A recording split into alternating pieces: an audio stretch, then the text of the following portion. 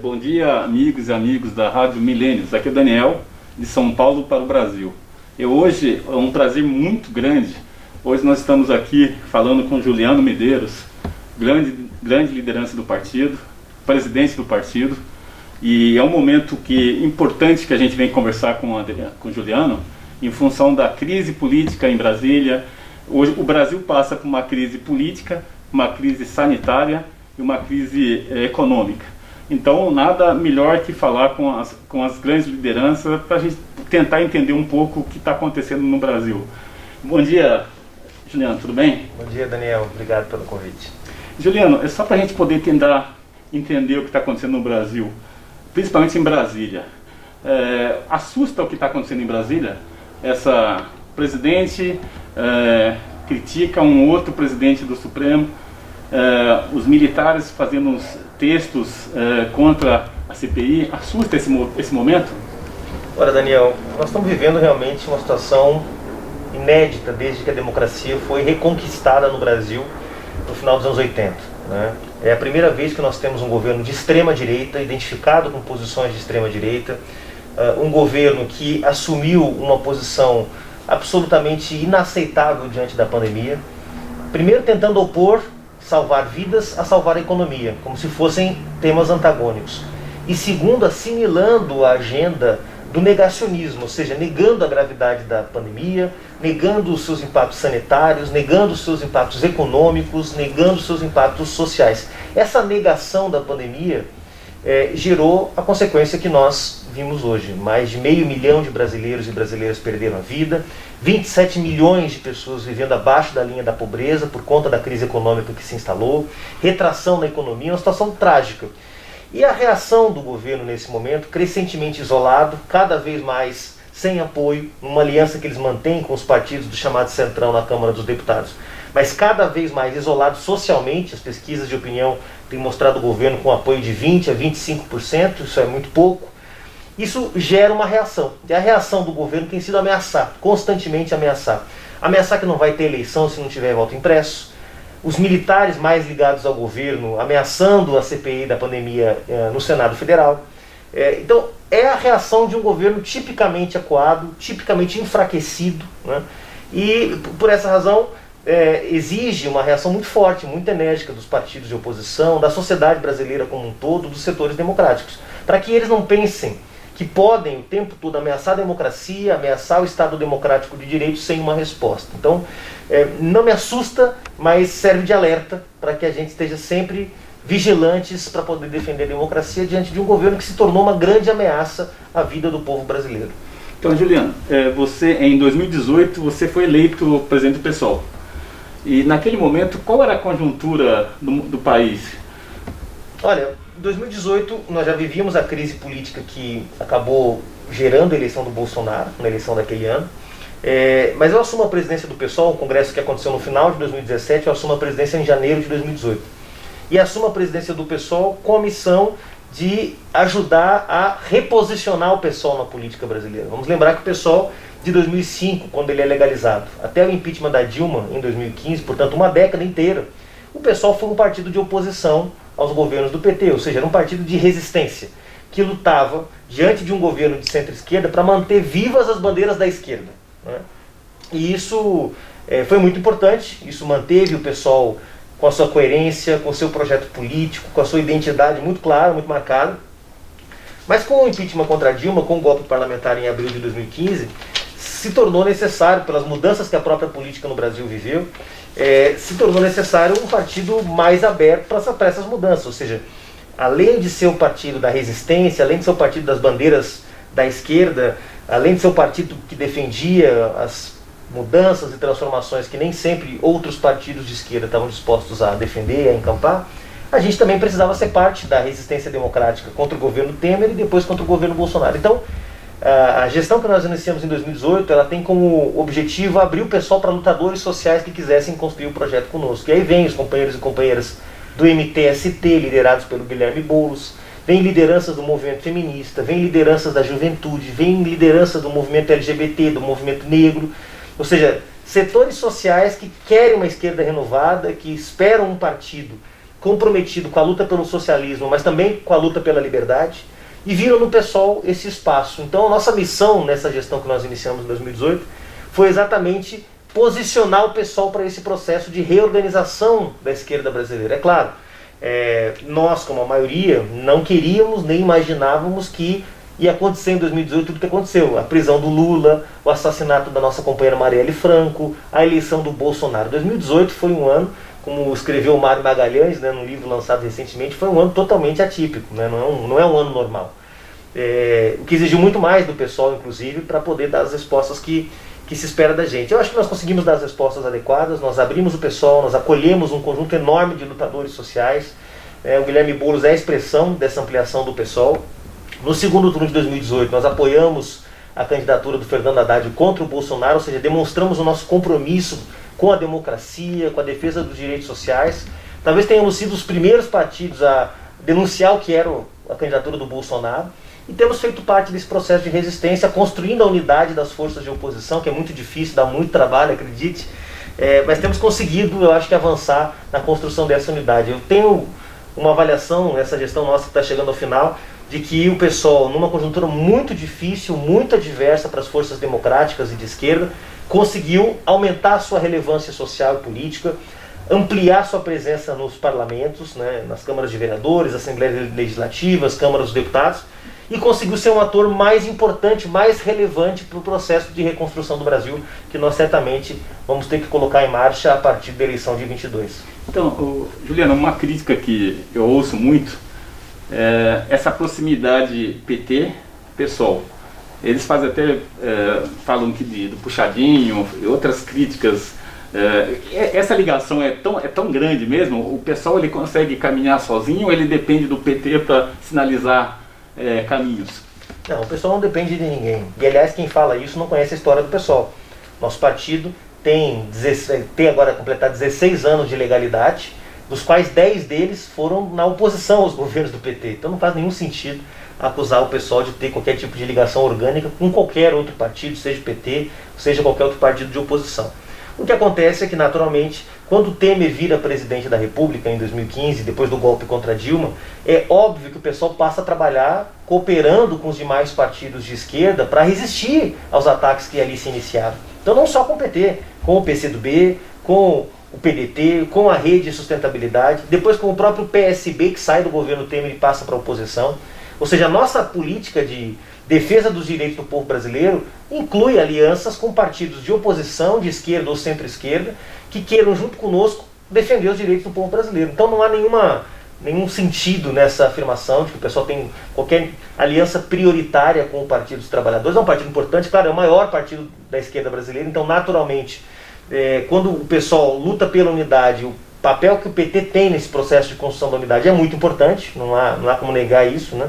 Pelo tamanho, pela relevância, mas não faz nenhum sentido afirmar que o pessoal tenha qualquer tipo de dependência política ou de aliança prioritária com qualquer partido. Nosso projeto é um projeto próprio, que é o projeto de uma esquerda renovada, de uma esquerda combativa, de uma esquerda radical no Brasil, e isso é a nossa característica, o nosso grande patrimônio. Então, eu sei que você também lançou um livro, né, em 2018, junto com Israel Dutra, falando sobre um partido necessário, 10 anos. O PSOL realmente é um partido necessário? Mais do que nunca, Daniel, mais do que nunca, porque o que nós vimos nos últimos anos é um processo de crise da democracia, não só no Brasil, mas também em outros países. Essa crise da democracia arrastou consigo os partidos que historicamente eram os grandes fiadores dessa democracia. Veja, uma democracia limitada, uma democracia reservada para os especialistas da política, especialmente na Europa, na América do Norte. Quando essa democracia entra em crise, os partidos de centro-esquerda e centro-direita, ou seja, os partidos que compunham o centro político, entraram em crise junto. E isso abriu espaço tanto para as forças de extrema-direita, que passaram a ter maior relevância política e social na Europa e nos Estados Unidos, mas também na América Latina, quanto para as forças da nova esquerda, né? E o pessoal busca se identificar exatamente com esses processos de renovação da esquerda, né? Nós reconhecemos a importância, por exemplo, do projeto de quase 40 anos do Partido dos Trabalhadores, reconhecemos a importância de um partido como o do PCdoB, que tem quase um século de vida, reconhecemos a importância da Rede, do PDT, do PSB, cada um tem a sua história na esquerda brasileira e na política brasileira. A página da história que nós queremos escrever, da política brasileira, é a página de uma esquerda autêntica, de uma esquerda que não tem medo de apontar os culpados pela crise econômica, social e política que nós vivemos no Brasil. Uma esquerda que não tem medo de dizer existe luta de classes, existe um projeto, uma política dos poderosos para tornar os pobres cada vez mais pobres, para tornar o trabalho cada vez mais precário, para tornar o Estado cada vez mais refém das suas necessidades econômicas. Então, nós queremos ser essa esquerda, uma esquerda que não teme dizer o seu nome. E acho que isso torna o pessoal muito necessário, porque, Daniel, depois de tudo que nós vivemos, uma esquerda que simplesmente queira salvar esse sistema, salvar um sistema que produziu tanta desigualdade, tanta exclusão, tanta violência, não é uma esquerda digna de ser chamada de esquerda no século XXI. Então a gente quer ser esse partido, o partido que renova a esquerda, retoma suas bandeiras originárias e tem orgulho de dizer que para resolver o problema do povo brasileiro, nós vamos ter que comprar alguns enfrentamentos, e esses enfrentamentos incluem combater privilégios, combater desigualdades e fazer uma política que esteja voltada para as maiorias. Então, acho que essa semana teve uma manifestação em Cuba, uma coisa que não é muito usual, vamos dizer assim. Não sei se você deve ter acompanhado. O que você acha desse tipo de manifestação em Cuba, que não é muito usual, não é uma coisa que você vê com muita constância em função do regime? Qual a visão de vocês sobre isso? Primeiro que é natural, num contexto de crise sanitária, de crise econômica, que haja um protesto. Qualquer sociedade onde houver dificuldades econômicas no meio de uma pandemia, Cuba, você sabe, depende muito dos ingressos estrangeiros, ou seja, de divisas que são adquiridas para a complementação do orçamento cubano através do turismo. A pandemia do coronavírus causou uma escassez de turistas e, portanto, de divisas no orçamento do Estado cubano. Isso agravou uma situação de crise econômica. Há nesse processo um plano econômico para unificar as duas moedas que o país tem. O país tem uma moeda para o cidadão cubano comum e uma moeda que é usada no turismo. Então há um processo de unificação das duas moedas. Isso gerou uma série de inconvenientes econômicos que impactou a vida das pessoas, né? E acho que as pessoas, uma vez descontentes com a situação econômica, com os apagões, têm todo o direito de se manifestar. E, portanto, vejo com naturalidade que existam protestos em Cuba como em qualquer outro país do mundo. O que eu acho que deve ser objeto da nossa atenção, como pessoas de esquerda que somos, é entender que protestos são naturais, mas que isso não deve ser utilizado, como é utilizado de forma hipócrita pela imprensa brasileira muitas vezes, para deslegitimar o processo de construção de um modelo alternativo em Cuba. Cuba tem todo o direito de ser socialista, Cuba tem todo o direito de ter um modelo econômico distinto, Cuba tem todo o direito de colocar a saúde, a educação, a segurança pública acima dos interesses do mercado. É direito do Estado e do povo de Cuba viver sob o socialismo.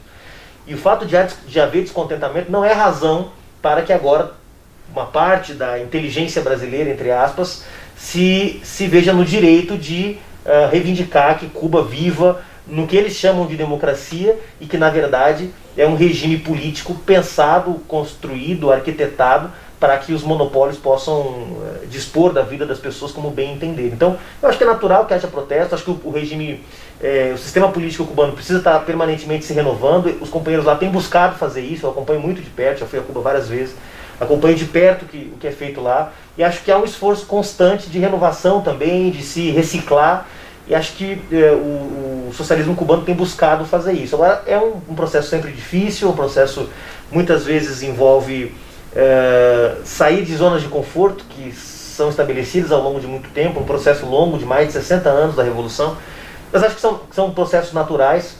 E nós do PSOL já nos manifestamos essa semana, inclusive, sobre esse assunto, reconhecendo a legitimidade dos protestos, mas rechaçando qualquer tipo de intervenção estrangeira, qualquer tipo de violência promovida contra o Estado, o governo cubano, e ao mesmo tempo que reivindicamos a experiência cubana como uma experiência importante, que deve ser observada com cuidado, com carinho, com atenção, também reconhecer que quem escreve a história de Cuba são os cubanos, não os brasileiros, não os americanos que impõem um bloqueio criminoso a Cuba há mais de 50 anos. Então, da nossa parte, a gente olha com atenção, mas vê como natural. Então, uma coisa que normalmente chama atenção, ou pelo menos, mesmo eu não conheço Cuba, mas a questão da saúde deles é sempre colocada em nível de excelência. E me parece que eles também...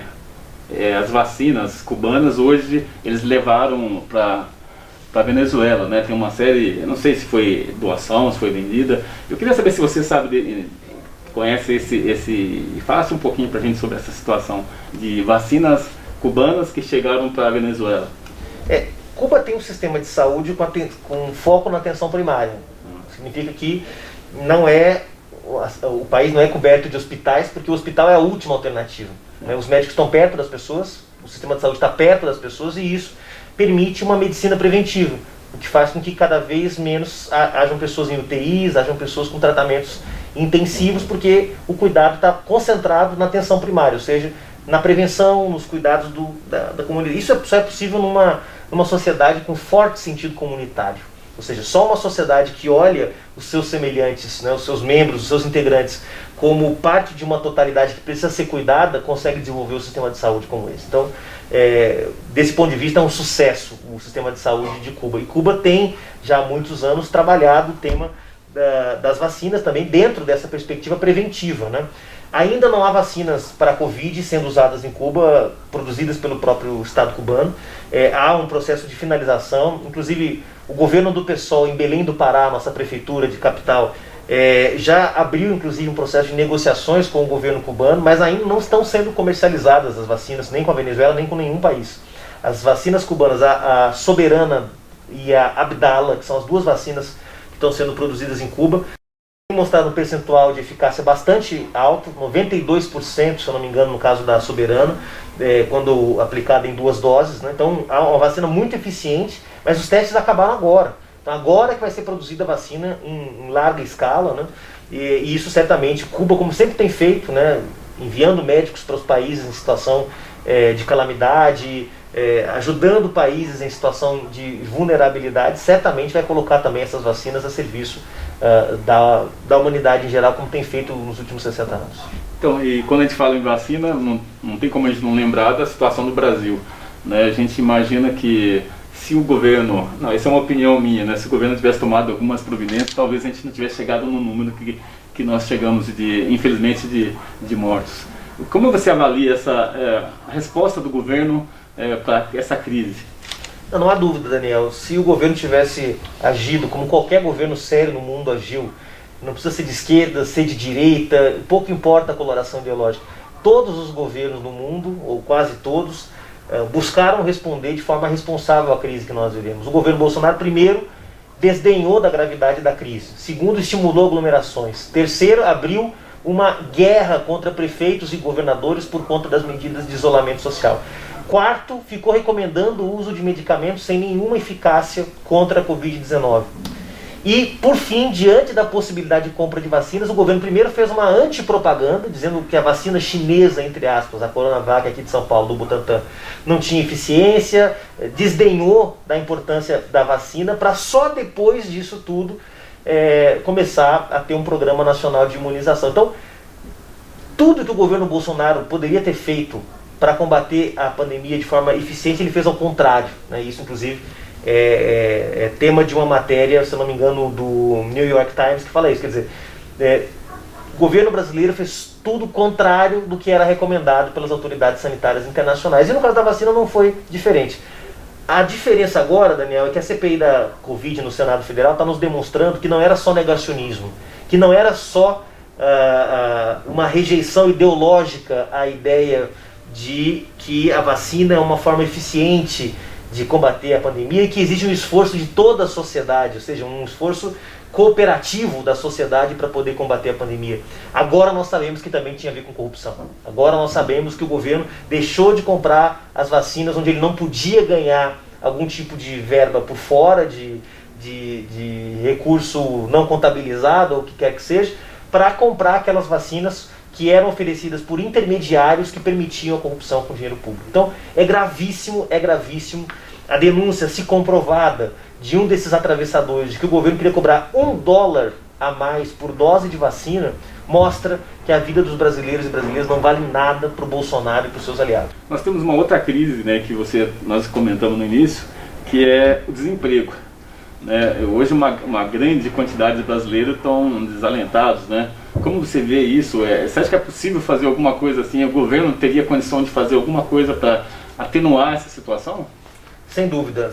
Poderia ter medidas para atenuar, mas para além de atenuar, Daniel, eu acho que é importante também mencionar que o desemprego é resultado das opções econômicas que foram tomadas pelo governo Bolsonaro, pelo governo Temer e até mesmo no finalzinho do governo da Dilma. Porque a ideia de que a crise fiscal do Estado brasileiro está concentrado nas despesas, ou seja, o Estado gasta muito, né? Essa ideologia do gasto público que está colocado hoje nos especialistas que falam, nas emissoras de TV, nos caras que escrevem nos jornais, nas autoridades em economia no país, essa ideologia, ela é uma ideologia que promoveu toda uma política de redução do papel do Estado na indução da economia que gerou essa tragédia que nós estamos vivendo. Quer dizer, se o Estado gasta demais, o Estado então tem que ter uma política de contração, ou seja, tem que gastar menos, tem que fechar a torneira. Sendo que o problema fiscal do Estado brasileiro não está na despesa, está na receita. Ou seja, não está na quantidade de água que sai pela torneira, mas na quantidade de água que sobe pelo cano, para dar um exemplo que todo mundo possa entender. Ou seja, nós teremos que ter um Estado que arrecada melhor, de forma mais eficiente, de quem ganha muito e desonerando quem ganha pouco. Isso garantiria uma racionalidade para as receitas do Estado e uma melhor aplicação dos recursos públicos. Por exemplo, o que tem de racional o Estado brasileiro oferecer bilhões de reais em isenções fiscais para setores econômicos que não empregam? Vamos dar um exemplo aqui da Embraer. Um pouco antes de ser vendida para a Boeing, a Embraer teve uma isenção fiscal de algo em torno de 40, 80 milhões de reais. Não lembro mais se eram 40 ou se eram 80 milhões. Uma semana depois, a Embraer demitiu 5 mil trabalhadores, porque usou os recursos que o governo concedeu na forma de isenção fiscal para repor suas margens de lucro no exterior, com as suas empresas cooperadas. Então, é o tipo de coisa que não faz nenhum sentido, né? Então, essa política macroeconômica de tirar do Estado os instrumentos para incentivar atividades econômicas que possam gerar emprego, e isso foi implementado no final do governo da Dilma, foi implementado pelo governo Temer e foi implementado radicalmente pelo governo Bolsonaro. Ou seja, é o liberalismo radical, onde o Estado não tem mais nenhuma capacidade de intervir na economia. E é claro, a natureza do próprio sistema é tentar diminuir ao máximo os seus custos, né? Então é reforma trabalhista, é precarização do trabalho, é retirada de direitos, e isso vai gerando também um exército de trabalhadores e trabalhadoras na informalidade, porque ninguém mais quer contratar com carteira assinada, porque contratar com carteira assinada eleva os custos da produção. Então é uma lógica de responsabilizar o trabalhador pela crise econômica, né? E fazer com que os empresários fiquem livres para poder gerir a crise como bem entenderem. Isso é um desastre. Então, para além das medidas emergenciais que têm que ser tomadas, por exemplo, a volta do auxílio emergencial de R$600 seria uma medida muito importante para atenuar os impactos da crise econômica que nós vivemos, mas para ter crescimento de médio prazo, portanto garantir empregos sustentáveis, com carteira assinada, com os direitos trabalhistas garantidos, é muito importante ter um novo ciclo econômico no país, né? Para isso precisa ter uma presença mais forte do Estado, especialmente para incentivar certas cadeias produtivas que foram desmontadas nos últimos anos. O Brasil hoje tem 11% do seu produto interno bruto, 11% está vinculado à produção industrial. Ou seja, o país se desindustrializou. 11% era o que o Brasil tinha de participação da indústria em 1911, 110 anos atrás. Então não faz nenhum sentido ter uma participação tão pequena da indústria, que é onde estão os empregos mais qualificados, mais duradouros, e você ter um exército de meia centena de milhares de pessoas, de milhões de pessoas, totalmente jogados na informalidade, 50 milhões de pessoas na informalidade, sem nenhuma especialização técnica. Então, é uma situação muito grave, e a gente acha que nesse processo de reconstrução do Brasil, a gente tem que tirar as amarras que foram estabelecidas para o Estado brasileiro intervir na economia e garantir que ele possa ser um ator importante para gerar emprego. Então, quando você fala isso, lógico, vem na cabeça uma reforma tributária efetiva, forte, né? Porque passa governo, entra governo, sempre falam, vamos fazer uma reforma tributária, vamos fazer, e nunca acontece. Essa que está no Congresso, você acha que vai atender as necessidades? Apesar que você já colocou algumas coisas aí, mas você acha que vai atender de fato? Olha, vamos fazer uma reforma tributária efetiva dessa vez, ou também é improvável? Eu não acho que essa proposta que está tramitando... Bom, tem a proposta do governo, que era uma tragédia, um horror. Tem agora uma nova proposta que foi apresentada pelo relator nos últimos dias, né? Então, precisa ver o que tem nessa nova proposta ainda. Mas não acredito que seja uma reforma disposta aí às últimas consequências. ou seja, o tipo de reforma tributária que nós precisamos, e nós precisamos muito de uma reforma tributária, você tem razão, ela deveria primeiro rever as desonerações fiscais, que foram distribuídas sem nenhum critério para atender interesses políticos e econômicos de deputados, ministros, presidentes da República nos últimos anos. Então, rever as desonerações, cobrar os caloteiros da União, são mais de 400 bilhões de reais. Claro que parte disso não consegue mais ser recuperado, mas parte dá para recuperar, dá para ter uma dinâmica de recuperação desses recursos que possa, mais uma vez, colocar as condições para que o Estado brasileiro possa se refinanciar de forma adequada. Rever a tabela do imposto de renda é muito importante, porque não é possível que um professor que ganha 3, 4 mil reais pague o mesmo imposto de renda do que um jogador de futebol que ganha 600 milhões de reais ao longo do ano, 600 mil reais por mês. Não faz nenhum sentido isso.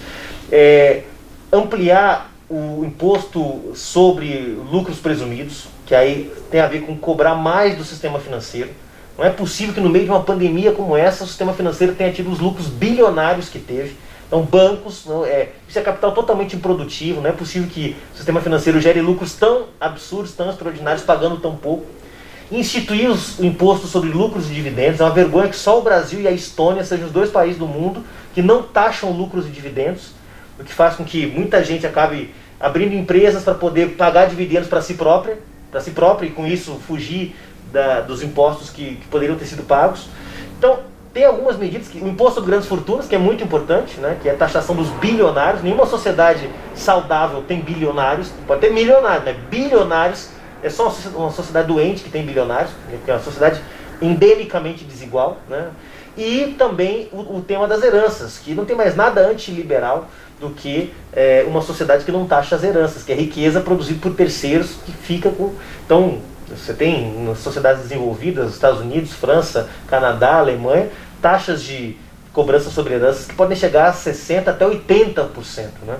Então, acho que precisa rever isso. No Brasil, a alíquota mais alta é 8%, não faz nenhum sentido isso. Né? Então, você praticamente não taxa herança no Brasil. O que faz com que os patrimônios dos muitos ricos sejam sendo transmitidos para as gerações futuras sem que não haja nenhum tipo de política redistributiva. Então tem que ter uma reforma tributária que toque nesses pontos. Me parece que nenhum desses pontos, com exceção do imposto sobre dividendos, que parece que estão criando uma espécie de imposto sobre dividendos, nenhum desses temas é abordado de forma eficiente nas propostas que estão surgindo agora. Então, é só voltar um pouquinho, uma coisa que incomoda, pelo menos as pessoas quando falam do partido de esquerda, eles só falam em taxar fortunas, grandes fortunas. É isso mesmo, eles têm que ter medo? Porque será que só os partidos de esquerda, dito de esquerda, que pensam nisso? Ou lá no Congresso, será que tem algum consenso em relação a esse tema? Deveria ter, Daniel, porque é tão absurdo que numa sociedade tão desigual hajam pessoas que estão passando fome, né? E você tenha bilionários nessa sociedade. É tão absurdo isso, é tão violento imaginar que nesse momento 27 milhões de brasileiros e brasileiras vivem abaixo da linha da pobreza, ou seja, vivem na miséria. 27 milhões de pessoas vivem na miséria, o que significa que elas têm menos de $5 para se alimentar por dia. É muito pouco isso, né? $5 aí no câmbio, R$25. Então, são pessoas que estão vivendo em situação de extrema pobreza. E imaginar que num país com 27 milhões vivendo em extrema pobreza, você tenha bilionários, veja, o bilhão aqui não é figura de linguagem, não. São pessoas que podem amanhã comprar um iate, se quiserem. Podem amanhã comprar 3 helicópteros, que podem amanhã ir embora do Brasil e viver com a sua fortuna onde quiserem para o resto da vida. Ou seja, são pessoas totalmente alheias à realidade do país. Então é imoral, é um imperativo ético de qualquer sociedade combater a existência de bilionários. Que as pessoas vivam do seu trabalho, que elas vivam muito bem, que elas tenham bons apartamentos, que elas tenham bons carros, que elas possam viajar para fora do país uma vez por ano. Ninguém é contra isso. Ninguém é contra que as pessoas vivam com conforto, sejam felizes, desfrutem do que possam desfrutar a partir do seu trabalho. Ninguém é contra isso. O que a gente questiona é a existência de mecanismos institucionais do Estado brasileiro que permitem que meia dúzia de indivíduos se apropriem da riqueza produzida por milhões de pessoas. Isso é imoral. Então, eu acho que sim, é uma proposta essencialmente de esquerda, porque é a proposta de quem combate as desigualdades sociais, mas também de qualquer liberal sério que queira realmente ter compromisso com uma ideia de liberalismo original lá do Thomas Hobbes, do John Locke, certamente vai ter que defender o imposto sobre grandes fortunas, porque uma realidade que relega tantos milhões de pessoas à miséria extrema e permite a existência de meia dúzia de bilionários, não é algo que possa ser tolerado do ponto de vista moral e do ponto de vista político tampouco.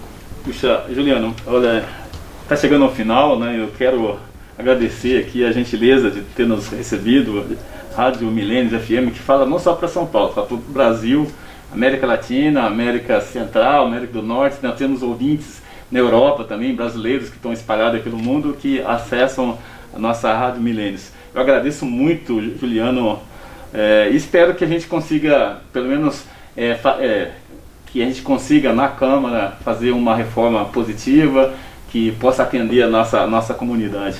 E quando você estava falando agora desses bilionários, estou lembrando que aqui em São Paulo, há poucas horas, teve uma reintegração de posse lá, de pessoas que não têm uma casa para morar. Então você vê a realidade. Nós estamos falando em grandes fortunas e como aqui em São Paulo, na cidade mais rica do país, algumas famílias vão ter que sair daquele local, entraram até porque por falta de opção, né? E só Deus sabe de onde eles vão ficar. Ou seja, essa distribuição de renda é muito injusta no país, não só no Brasil, no mundo, né? Então, mas eu agradeço, e aí agora fica à vontade para suas considerações finais aí. Não, só agradecer o convite, parabenizar o trabalho de vocês. É importante que hajam instrumentos de mídia que possam dar voz a todos os pontos de vista, né? Infelizmente, a gente não tem isso no Brasil. Meia dúzia de monopólios, de novo voltando a meia dúzia, assim como a meia dúzia de bilionários, a meia dúzia de monopólios da comunicação, que definem qual é o debate que tem que ser feito, que definem as posições que estão em debate na sociedade e muitas vezes nos excluem. Então, parabenizar vocês pela abertura, pela gentileza de nos convidar e estar à disposição para outros encontros no futuro.